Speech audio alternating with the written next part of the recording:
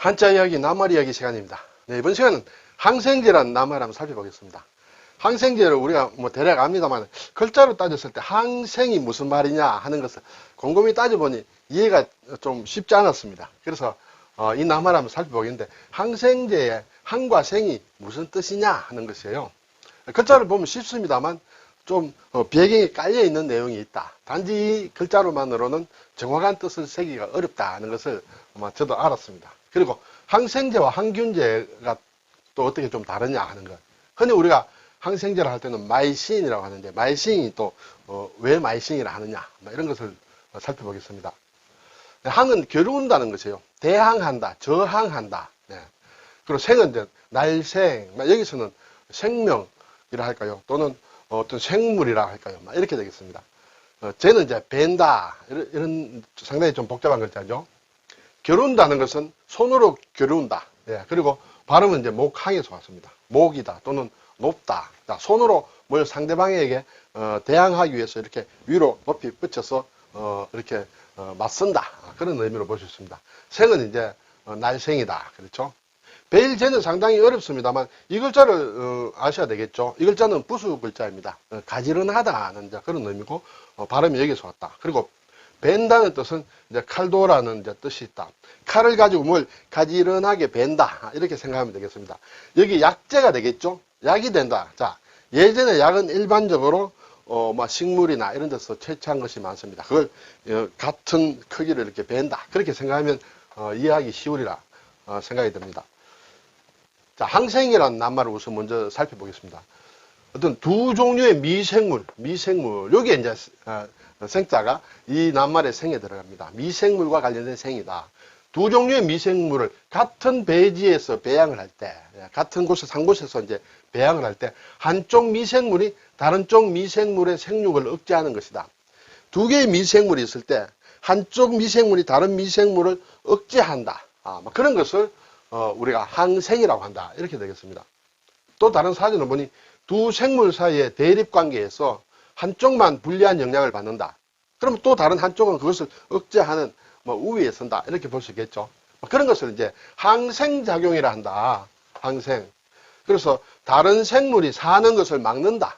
두 개의 생물이 한 곳에 있을 때 여기서 이제 미생물이 되겠죠.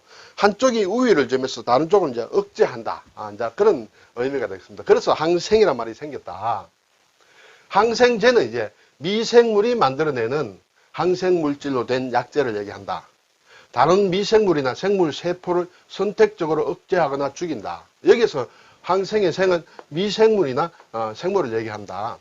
우리가 항생제는 약을 얘기합니다. 그렇죠? 약을 얘기하는데 생물을 억제하거나 죽인다. 그러면 좀 반대되는 그런 의미가 듭니다만 여기에서는 한쪽은 그래도 이긴다는 것이죠. 한쪽은 이기는 쪽이 우리가 약용으로 쓰는 그런 작용을 할 수 있겠죠. 예. 그래서 억제하거나 죽인다는 것은 몸에 좋지 않은 미생물이다. 그렇죠? 그렇게 되면 이 항생제가 이해가 되리라 생각이 됩니다. 영어로는 안티바이오틱 이렇게 되겠습니다. 그래서 어떤 한 곳에 이렇게 미생물이 다른 미생물이 있습니다. 다른 미생물이 있는데 이 한쪽이 이쪽에 다른 미생물의 생과 또는 생물 세포의 생을 항한다, 억제한다 그렇게 되는 것이죠. 그랬을 때 이쪽에 우위에 있는 어떤 미생물을 우리가 항생물질이다.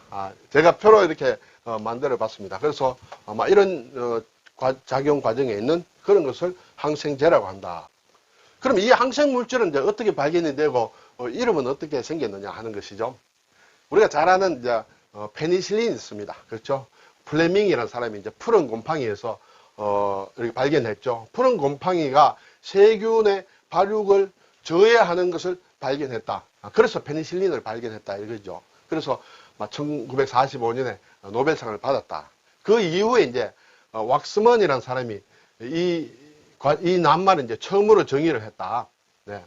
그래서 항생 물질의 일종인 스트랩토마이신 많이 들어본 그런 낱말입니다. 스트랩토마이신을 발견해서 결핵 치료에 사용했다.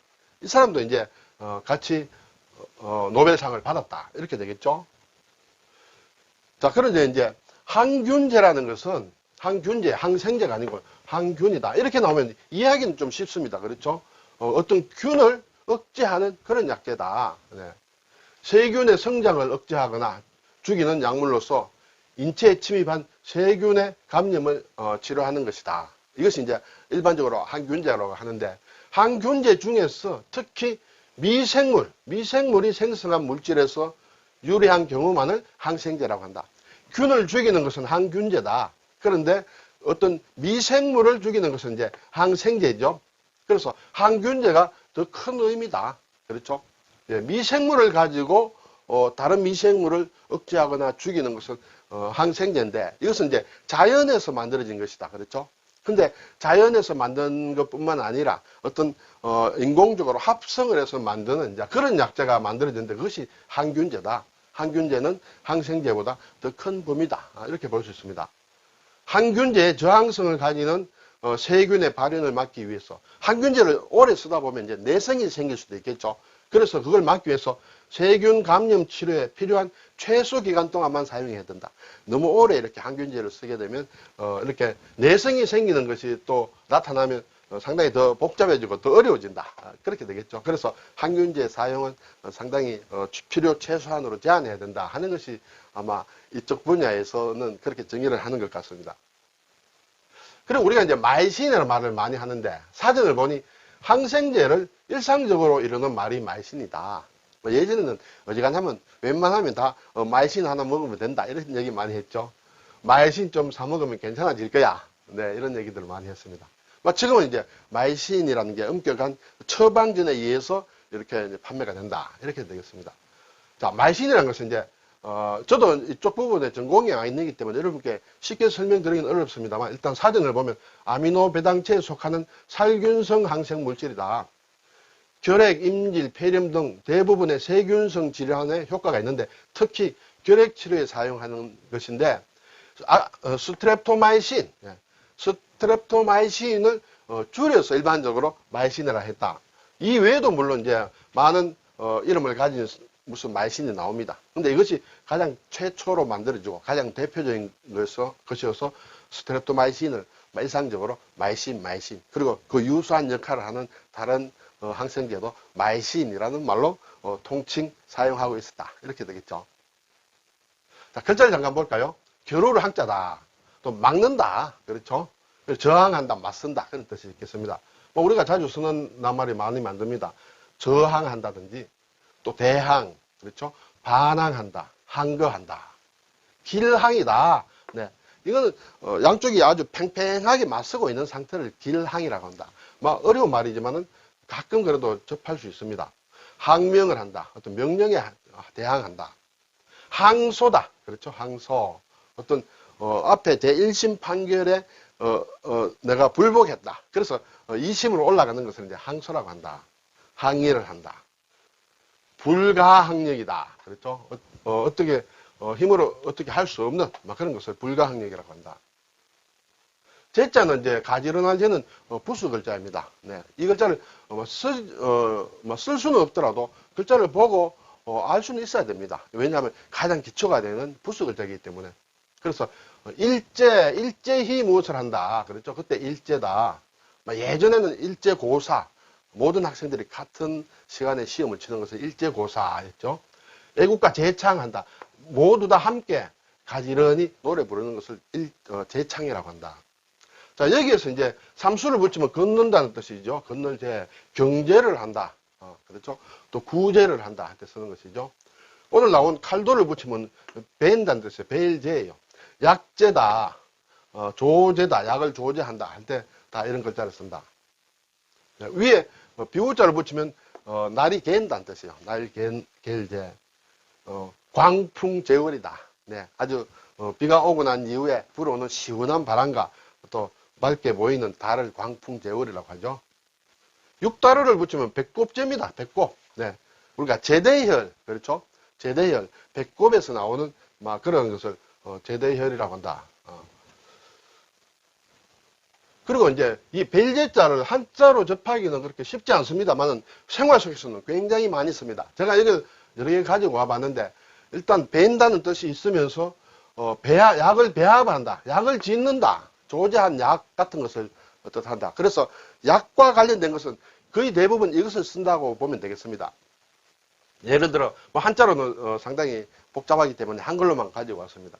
우리가 쓰는 무슨 제자가 들어가는 것은 대략 이 글자가 들어간다. 고엽제, 구충제, 기폭제, 방부제, 반드시 꼭 우리가 사람이 복용하는 약이 아닌 경우에도 들어갑니다.